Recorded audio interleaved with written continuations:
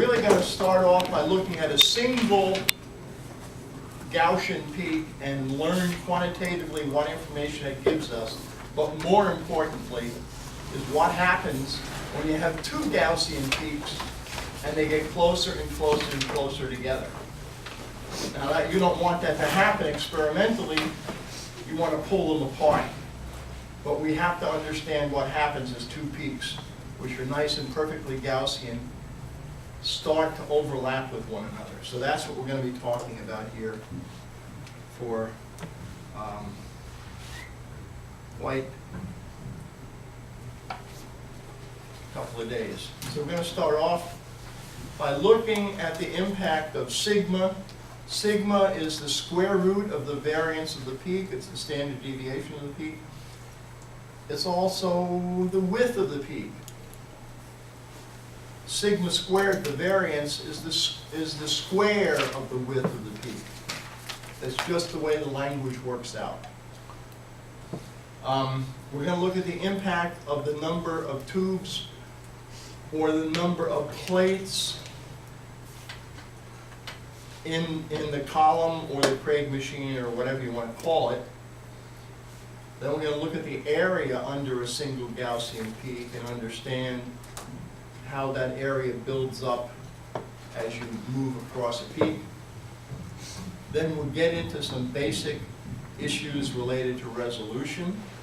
Resolution means how well separated are the peaks, how well resolved are the peaks. We'll start with the definition. Then we'll move on to a very important equation which really helps, has a huge impact on understanding how to develop a chromatographic method, which is the general resolution equation, which I usually ascribe to Howard Purnell as the originator of this particular equation, so I might refer to it as the Purnell equation also. Then we'll start examining what happens to a pair of peaks as the resolution changes, as it gets worse and worse and worse, or as it gets better and better and better. And we'll look at pairs of peaks like 1-to-1 peaks, equal height peaks, then 2-to-1 peaks, and then more and more discrepancy in the peak heights, and see what happens. See how much resolution you need to get a decent separation. So that's most of what we're going to talk about for the next couple of days. So we have to start with the basic Gaussian peak. And this equation here, we basically derived this equation the other day by taking the limit of the Craig apparatus, taking the limit of the distribution, the binomial distribution, as the number of transfers gets really big. I'm giving the equation as a function of the volume of eluent that you put into the column. W is the total amount of a particular compound, say compound A, that's in a mixture. Sigma V is the standard deviation of the peak for compound A, and VR is the retention volume of the peak for A. Now, I've given this in terms of volume, but we could transform it into an equation as a function of time by relating volume to time if we know the flow rate. But that just means I rewrite the equation. It's no biggie.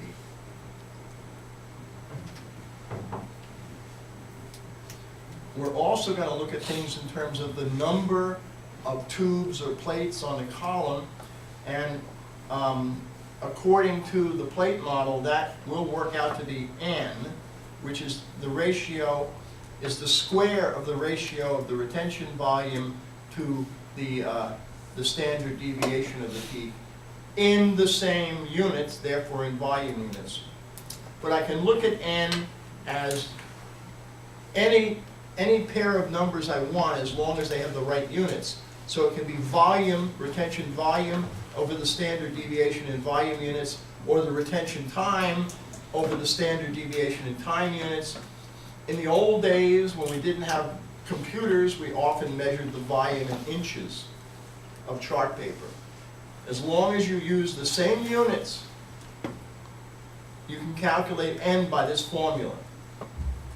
So all I'm doing in the third equation is I'm substituting sigma v is equal to VR divided by the square root of n and plugging in. And that gives us this very useful formula.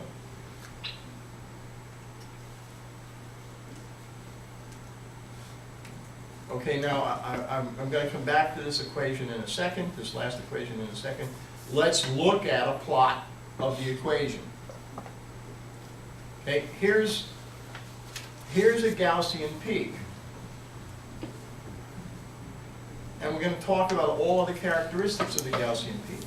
Well, it turns out that the Gaussian peak is at an absolute maximum when V is equal to VR. See, if I set V equal to VR, I get 0, and so I have the exponential of minus 0, which is 1. It's the biggest number you can possibly get. Doesn't matter whether V is less than VR or bigger than VR, you're squaring that number. It's always a positive number. Always, always, always. So now if you take the exponential of minus a positive number, the exponential is always less than 0, which means the exponential function is less than 1. So the peak maximum is always at V equal to VR. Whoops. If I set V equal to VR, here's the coefficient in front of the exponential term, and this is the concentration of the peak at the maximum. Now, what does the equation tell us? It tells us that the more sample you squirt in, the higher the peak is, right? C max is proportional to W. It's inversely proportional to the retention volume, which means the later the peak comes out, the smaller it's going to be.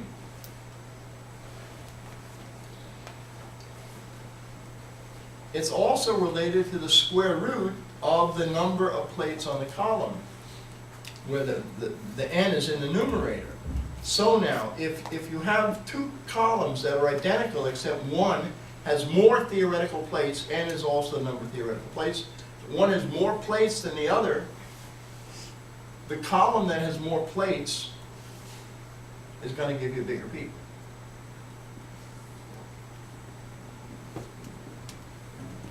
Okay, so let's look at this Gaussian peak now.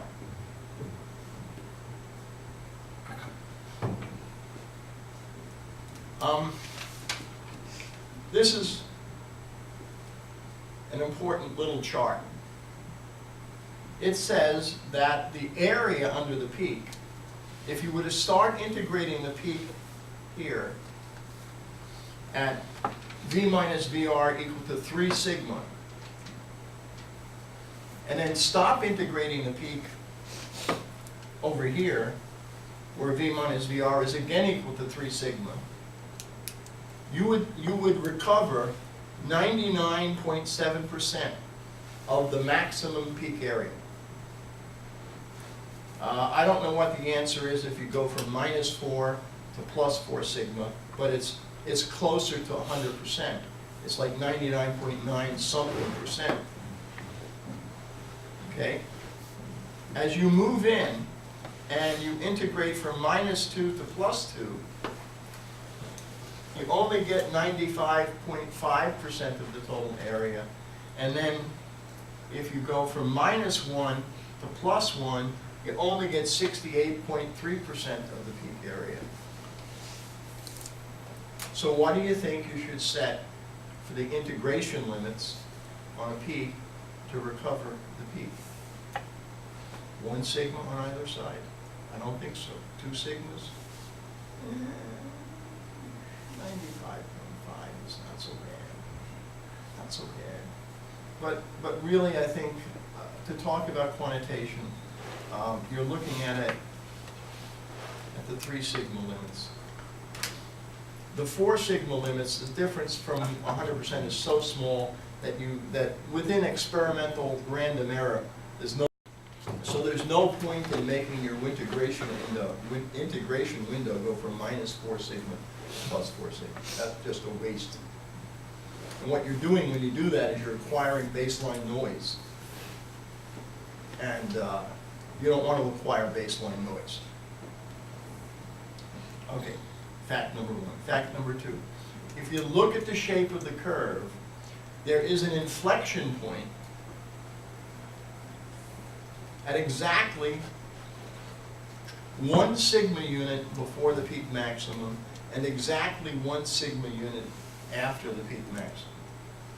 There's an inflection point there. Remember that. I just told you about that chart. Oh, I got it right. If we go 4 sigma, it's 99.99.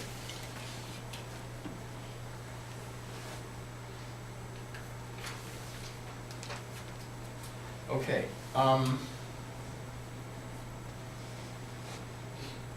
See this quantity here, m equals 4 sigma.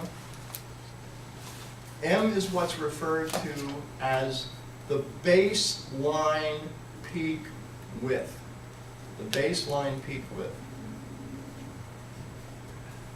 That isn't exactly what it is.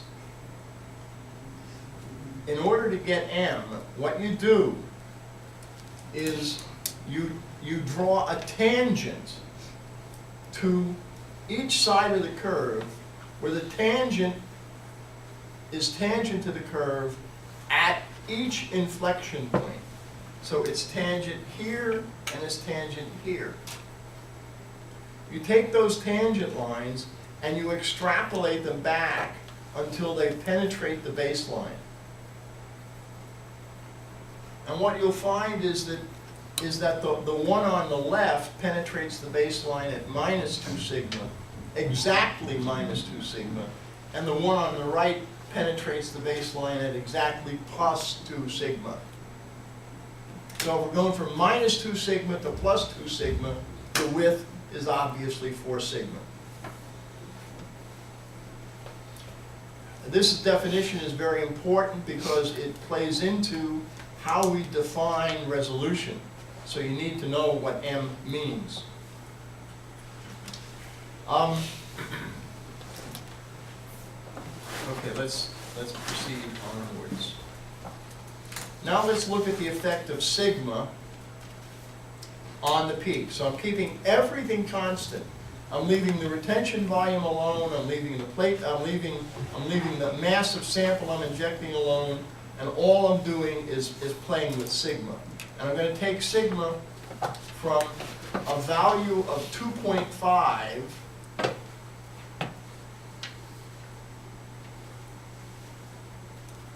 to 5 to 10. What do you see? Well, the obvious thing is the peak maximum comes down, right? Obvious thing to see is the peak gets wider. But the peak does not shift on the volume axis. It's the same. The peak doesn't move in that dimension. That is fixed by VR. The width of the peak and the height of the peak are impacted by sigma. Now, you're going to have to trust me here because eyeballs do not do good integrations. But these three peaks have identical areas. They're not similar. They are identical. Sigma has no influence on the peak, on the total peak area. In fact, VR has no influence on the peak area. The only thing that impacts the peak area is W, the amount of sample that you inject.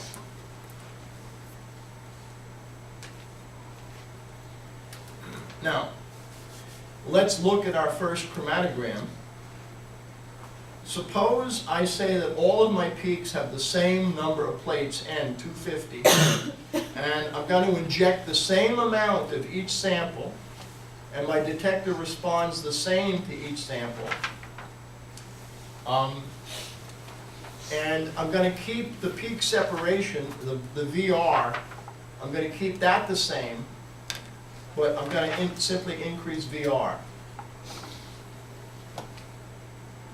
This is what your chromatogram is going to look like.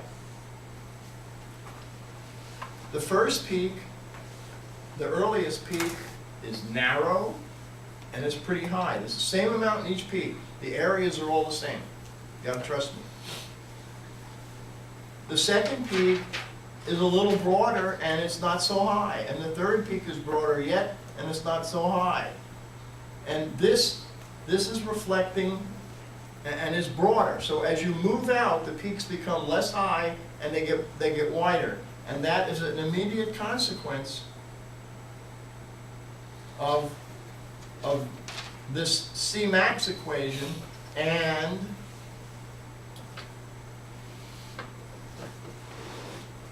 when I manipulate that one algebraically, the n equation algebraically, it tells me that the sigma gets bigger and bigger as retention increases and increases. Okay, that's the next slide. I wanted to be here. This is an identical set of parameters for all the peaks, except I've made the number of theoretical plates twice as big. What do you see? This peak got bigger, it got narrower, but then we have the same trend. Wider and stumpier. If I increase the number of plates again, I almost have enough plates now so that even this is a semi-decent separation. And of course, the peaks are all higher than before and they're all narrower than before. Clearly, you want to get a lot of plates. More plates is good. More plates is good. Everything else remaining the same. But that's a proviso there, an important proviso. Everything else has to remain the same.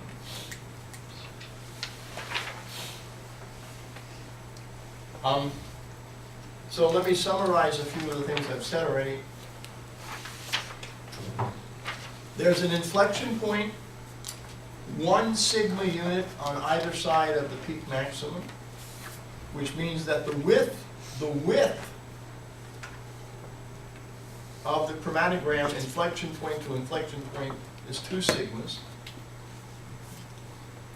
If I plug in to the Gauss equation the volume equal to retention volume plus or minus sigma, what I'll find out is that the height of the curve at the inflection point is Cmax times exponential of -1/2. Exponential of -1/2 works out to be 0.606 something, something, something, something.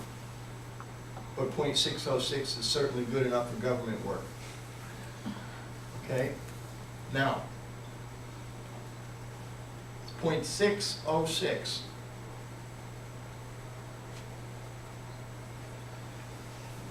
Let's go back to the Gaussian peak.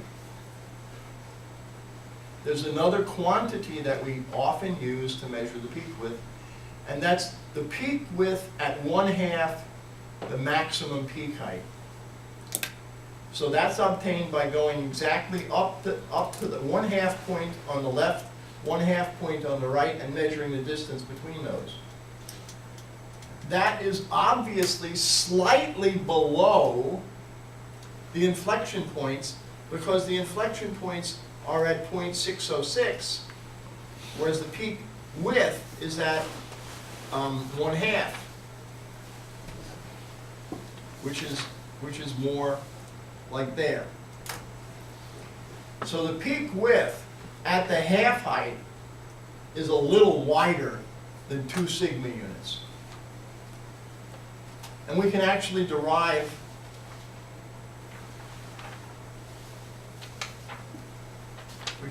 work out an equation for that.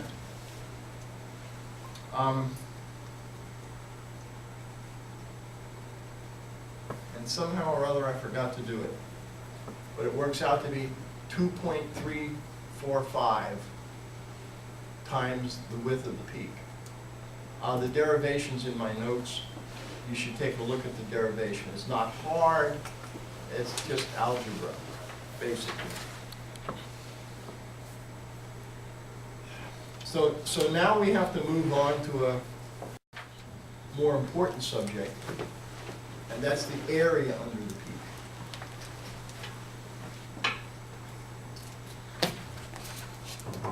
So we have to integrate a function which is a Gaussian function, and that means that the argument of the exponential, it has the form minus x squared.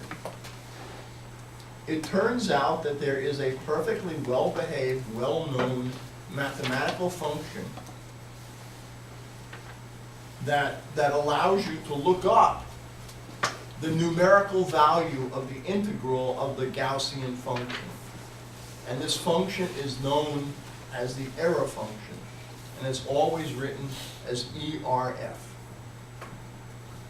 So the ERF of the number z can be actually any negative or positive number from minus infinity to plus infinity, doesn't matter. But the error function is usually defined as the integral from 0 to z, and it's always normalized with the factor 2 over root pi, and it's defined as the integral from 0 to z. So it's really the integral starting at the peak maximum, that's where z is equal to 0, and then out. Or it's the integral from 0 starting at the peak maximum and going backwards, going to minus z. But it's defined this way.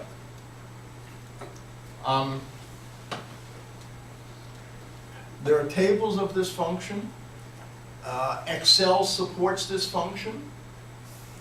So if you put in, say, ERF of 1, or 1.01673, Excel will spit out a number. If you put in ERF of 32, you'll get an overflow. It cannot handle a number bigger than 32. If you put in ERF of a negative number, Excel is too stupid to know what to do. Doesn't matter what the number is, if it's negative, it doesn't know what to do, but I'll show you what to do. I don't know why they did that. It's really not a hard fix. Okay, so now, let's suppose I ask the question, what is the area under the peak between any two arbitrary volumes, V1 and V2? Well, that's the integral from V1 to V2 of the concentration with respect to the volume, and that's going to work out to be, evidently, C max, the integral V1 to V2 of exponential minus V minus VR squared over 2 sigma V squared dV.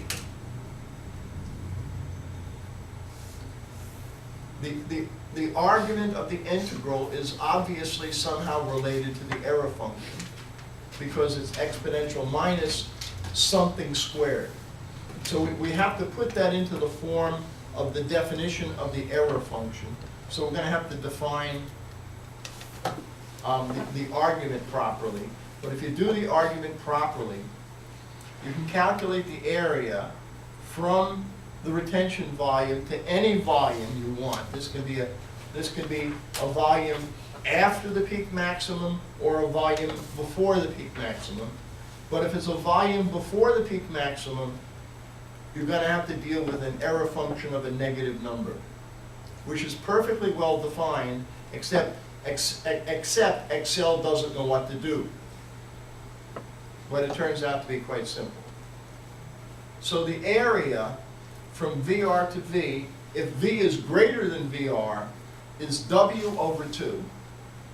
W over 2 means half of the amount injected times the error function of V minus VR over root 2 sigma V.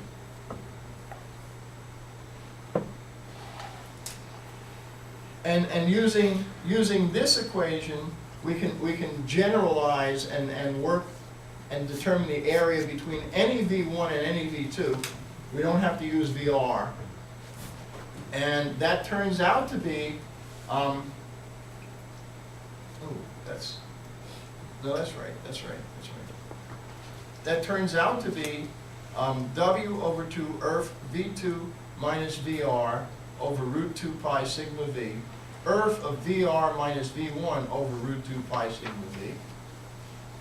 Now, V2 is taken as being bigger than VR, V1 is taken as being less than VR, so everything works out.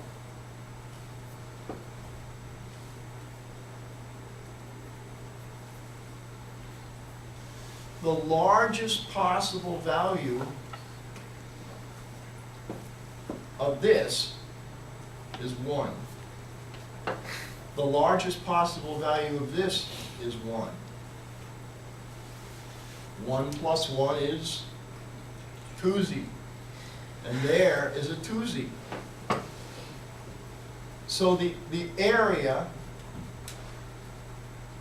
from V1 well before the start of the peak, that's what makes that be as big as it can be, to V2 well after the peak maximum, that's what makes that be its maximum value 1, is W over 2 times 2. It's what you skewed in. That's good. Mass is conserved.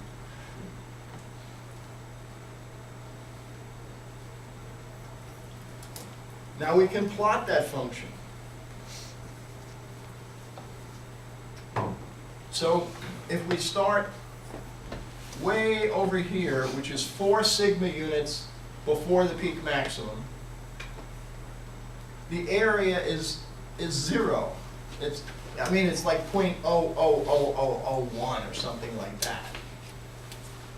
In order to truly get to 0, theoretically, I have to go to an infinite distance before the peak starts. But as I approach the peak maximum, I start to acquire area more and more rapidly. When I get to the point where V is equal to VR, right there, I've acquired exactly half of the total peak area. And then as I sweep past the maximum in the peak, I acquire the rest of the peak. And if I go out here to 4 sigma units, I wind up at 99.99% of the peak area.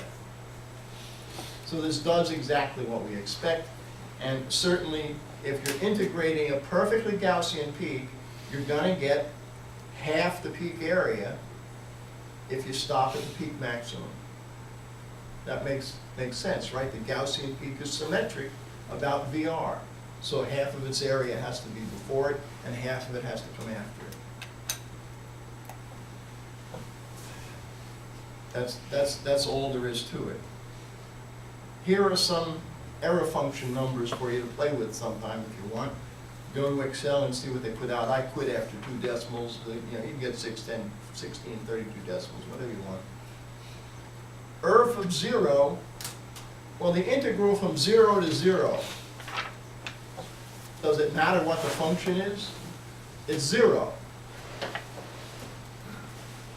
But as z gets bigger, the error function gets bigger, and gradually, ultimately, when you have an infinitely big z, you get exactly 1. This is the trick for dealing with the error function of negative numbers. The error function is an odd ODD function. Even functions, the function of x equals the function of minus x. Odd functions, the function of x equals minus the function of x. So it's an odd function. I don't know why they couldn't put that in Excel. I guess just to make chromatographers' lives miserable.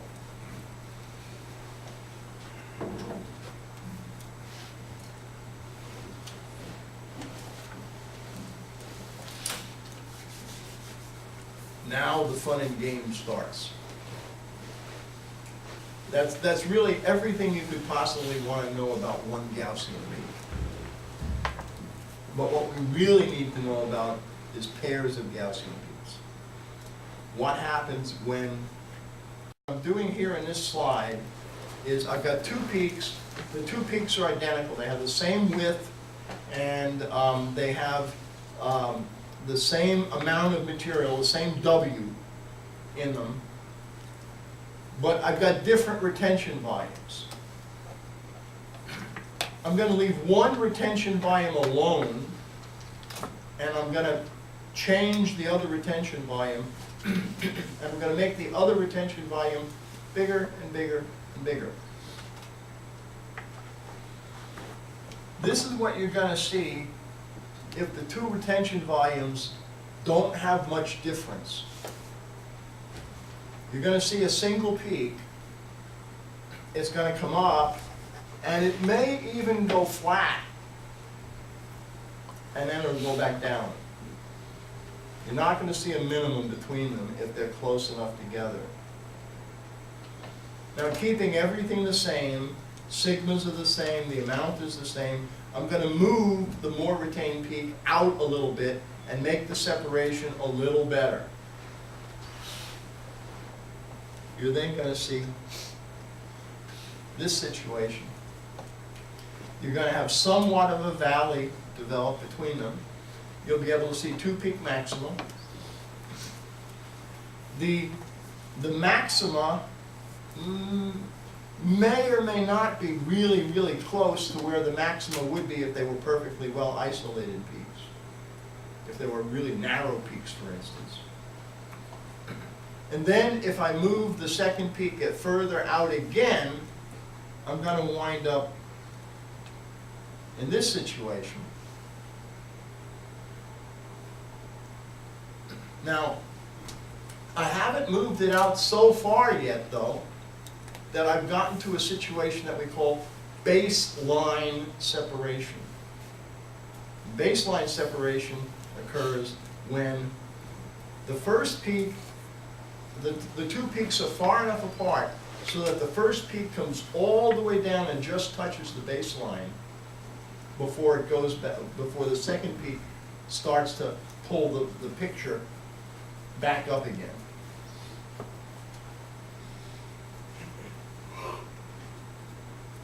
So that was the impact of how far apart the peaks are. I didn't change the sigma. In this slide, I'm doing the reverse. I'm going to leave the peaks alone in terms of their position and the amount injected, but I'm going to degrade the resolution by making the peaks wider and wider and wider.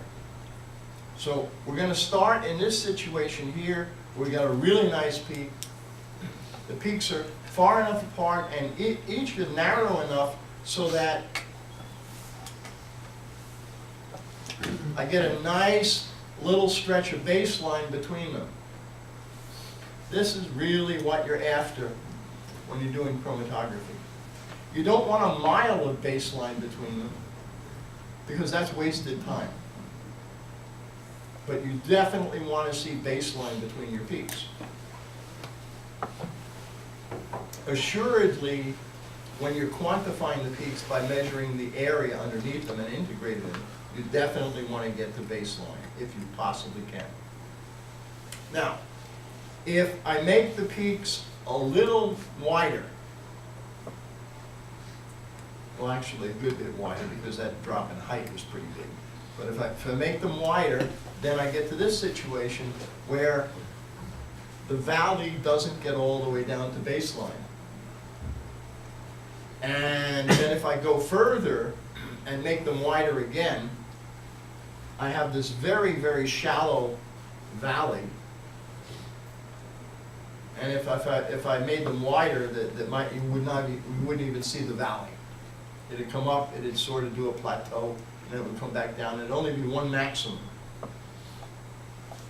Okay, so considering the previous slide and this slide, what are the factors that influence the resolution of two peaks?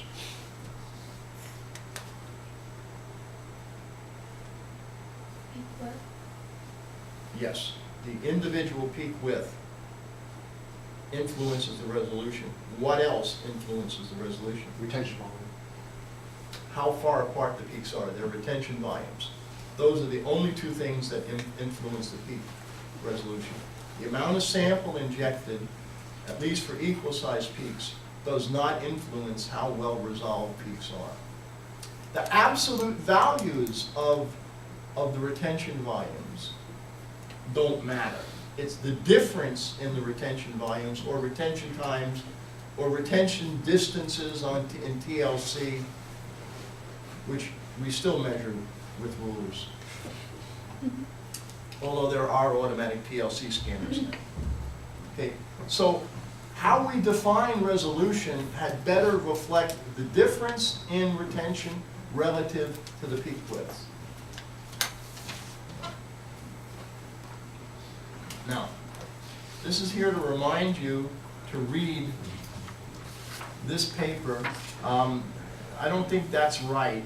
I think I screwed that up because I gave you my classic collection, not the essential collection. But look for the paper by Lloyd Snyder and J. Chrome Tsai. It's two papers back to back in 1972. It's a classic.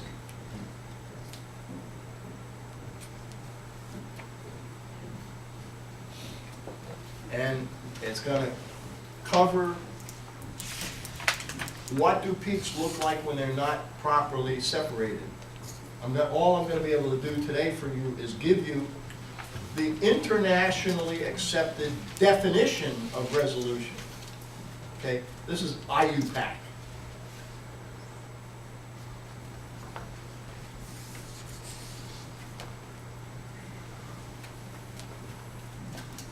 So if it looks ugly, it's not my fault.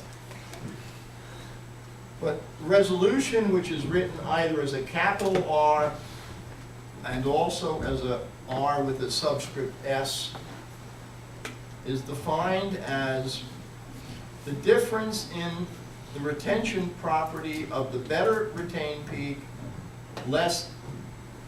minus the lesser retained peak. Peak B is always more retained than peak A, divided by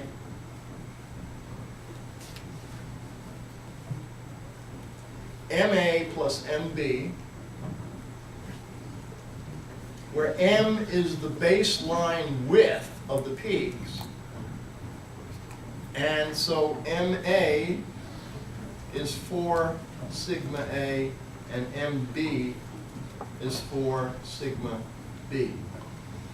They don't have to have the same sigma. The definition still works. Okay?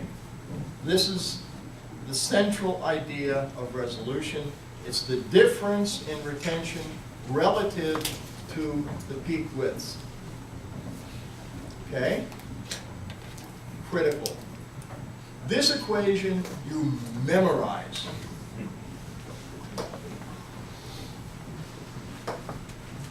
All right. The quiz will appear on the, yes. Shouldn't that be the average on the bottom?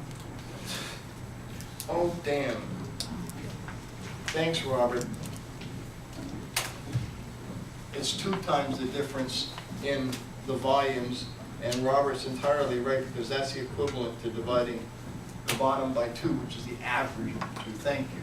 I always do that. I guess I don't have it memorized.